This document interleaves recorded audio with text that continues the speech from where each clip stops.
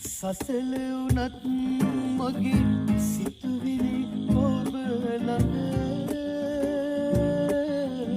නිසල කරන් මම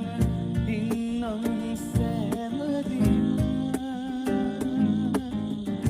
කාත් කවුරුවත්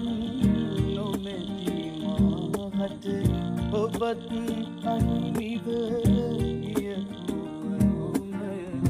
අපට අපරිමි නෑ ඔබට මා